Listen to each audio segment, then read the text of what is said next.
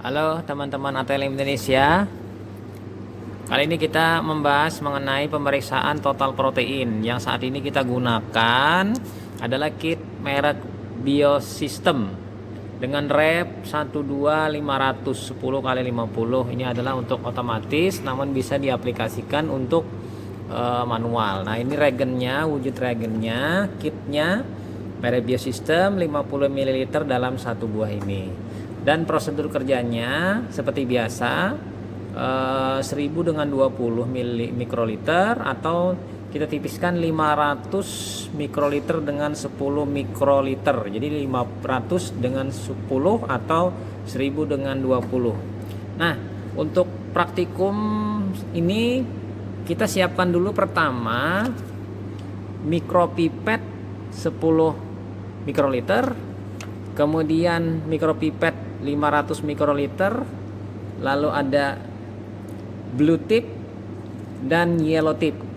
Nah, kemudian kita siapkan juga di sini adalah spesimen. Nah, ini spesimen saya tambahkan. Spesimennya bisa menggunakan, idealnya sih menggunakan serum atau bisa menggunakan plasma. Tapi idealnya yang disarankan adalah serum. Nah, beri label dulu belangko, tabung pertama, tabung kedua standar, tabung ketiga sampel, tabung keempat selanjutnya adalah sampel kedua. Tapi di sini kita mempraktekkan tanpa menggunakan standar. Jadi kita hanya melakukan pemeriksaan dengan menggunakan spesimen sampel 1 dan sampel 2. Nah, ini belangko sampel 1 sampel 2. Nah, berarti nanti menggunakan sistem faktor. Kalau menggunakan standar nanti menggunakan tambahan yaitu reagen standar. Oke teman-teman, lanjut lagi. Pertama kali yang kita lakukan adalah menyiapkan reagen ini di suhu ruang dulu, agar sudah mendekati suhu ruang, tidak suhu kulkas yang 2-8 derajat Celcius, yakni suhunya naik. Lalu siapkan mikropipet dengan 2 buah mikropipet, lalu siapkan tisu dan alat-alat yang lain yang mendukung, termasuk adalah penggunaan timer. Nah, ini timer. Waktunya kurang lebih 10 menit. Lanjut. Kita lakukan pertama adalah memasukkan spesimen ke dalam tabung. Sampel 1 ke dalam tabung 1, sampel 2 ke tabung 2. Nah, seperti ini dengan menggunakan bantuan mikropipet 10 mikroliter. Nah, ini kebetulan saya lupa tadi membawa tripod, jadi ya rada-rada sulit untuk mengambil spesimen sampelnya. Mohon maaf teman-teman. Jadi seperti ini, ya kan? Diambil tepat 10 mikron. 10 mikron. Nah, setelah dapat 10 mikron, lalu di bagian luarnya ini kita lap. Nah, setelah itu masukkan ke dalam sampel 2. Sampel 2. Nah, ini tidak bisa melap. Nah, kemudian ini kita ganti, buang. Nah, setelah itu kita pasang lagi yellow tip-nya. Kita ambil lagi di tabung yang nomor 2. Ini karena agak-agak sulit, ini karena satu tangan ya agak-agak sulit. Nah, ambil.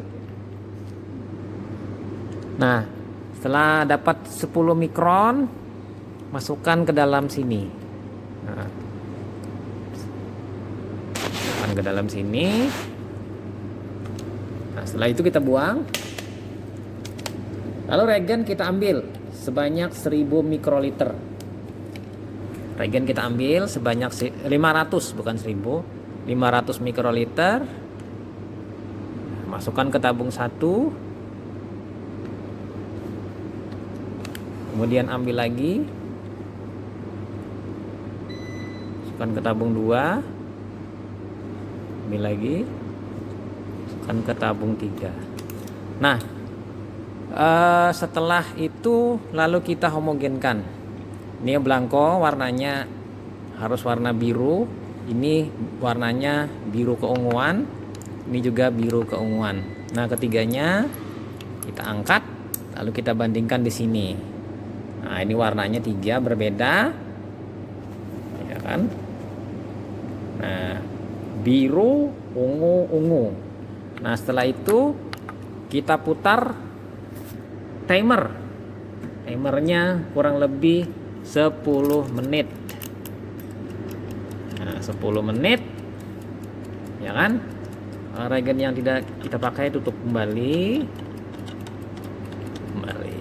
Nah, oke, kita lanjut. Bahwa yang namanya pemeriksaan total protein itu untuk mengukur kadar jumlah protein di dalam darah atau di dalam serum atau dalam plasma, yang mana total protein ini adalah terdiri dari albumin ditambah dengan globulin. Kita tahu globulin ada 3 fraksi, ada alfa, ada beta, dan gamma globulin. Nah, jadi ada 4 pengukuran.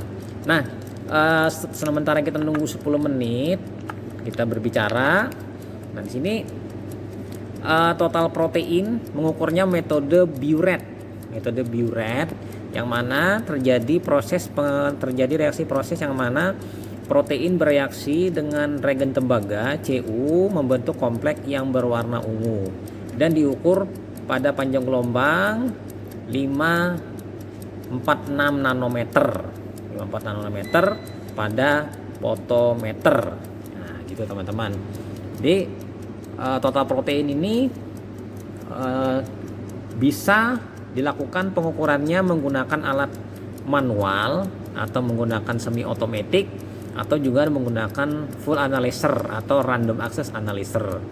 Jadi sangat bermanfaat sekali pengukurannya ini untuk melihat jumlah protein dalam tubuh atau dalam darah secara fotometri.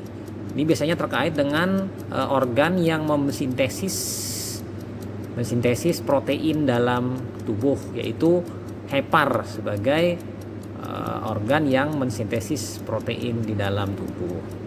Oke, kemudian setelah waktunya 10 menit nanti kita ukur dengan fotometer. Nah, tapi sebelumnya teman-teman harus homogenkan dulu sampel 1 dan sampel 2 apabila akan mengukur dengan bantuan pengocokan yang manual atau dengan bantuan vortex mixer. Nah, nanti setelah itu dihitung kadarnya dengan cara absorben sampel per absorben standar kali konsentrasi standar sama dengan kadar sampel itu bila menggunakan standar, atau konsentrasi standar sama dengan absorben sampel dikali dengan faktor. Biasanya faktornya kurang lebih 19,0 kalau tidak salah, saya lupa itu. Nah, itu bila menggunakan faktor. Tapi menggunakan faktor ini ada beberapa kelemahan yang mana tidak terkoreksi oleh adanya konsentrasi standar. Jadi lebih baik menggunakan standar. Nah, itu saja. Setelah ini kita melakukan penghitungan menggunakan rumus dan dinyatakan dalam gram per dl. Ingat, gram per dl karena protein dalam darah tinggi, jadi tidak boleh menggunakan satuannya salah, miligram per dl itu bukan, tapi gram per dl. Nah, oke, itu saja. Nah, perhitungan kadar total protein sama dengan absorben sampel 1 dikali faktor absorbennya sama dengan dikali faktor sama dengan, nah itulah kadarnya dalam gram per dl. Nah, untuk sampel 2 kadar sampel 2 sama dengan absorben sampel 2 dikali faktor 19,0 sama dengan dalam gram per dl. Nah, Untuk nilai rujukannya 6,6 sampai dengan 8,7 gram per dl, baik pada pria maupun pada wanita. Untuk nilai rujukannya. Kemudian hal-hal yang perlu diperhatikan di sini adalah pertama, reagensianya pastikan masih bagus, tidak ada kekeruhan atau perubahan warna. Kemudian lagi reagensianya telah disimpan pada suhu 15 sampai 30. Sebenarnya boleh juga tapi ya itu tadi ada yang mensyaratkan reagennya disimpan di kulkas, padahal di sini tertulis 15 sampai 30 derajat Celcius. Jadi suhu bila disimpan dalam kulkas dia akan mengalami bekuan nanti apabila suhunya mendekati 2 atau di bawah 2 derajat Celcius. Anggaplah kulkasnya itu suhu 2 derajat. Tapi kalau di sekitar 8 ya masih aman-aman saja. Dan memang jangan salah menyimpannya. Di awal tadi kan kita bercerita penyimpanannya dari kulkas dihangatkan dulu. Padahal ini harusnya 15 sampai dengan 30 derajat Celcius. Jadi jangan salah teman-teman ATLM Indonesia. Dan penting lagi di sini bekerjalah dengan menggunakan APD, kemudian yang lengkap, kemudian yellow tip dan blue tip pastikan sekali pakai buang, dan gunakan alas di bawah alas agar tumpahan-tumpahan itu terjaga dan tidak memercik atau mengotori lantai. Nanti alasnya ini dipakai, kemudian setelah itu dibuang, sekali pakai buang. Nah, untuk tabung boleh menggunakan tabung Virex atau menggunakan tabung bekas dari tabung vakum, boleh menggunakan. Apalagi kalau ini istimewanya tahan pecah, jadi kalau jatuh ke lantai tidak pecah, kalau ini pecah. Nah, itu oke, itu saja teman-teman yang perlu, hal-hal yang perlu diperhatikan. Dan untuk hal-hal lain bisa mencarinya mungkin di brosur kit atau di teori-teori mengenai total protein yang diukur dalam serum atau dalam plasma. Terima kasih atas perhatiannya.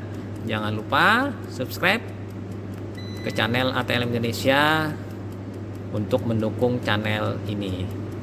Wassalamualaikum warahmatullahi wabarakatuh.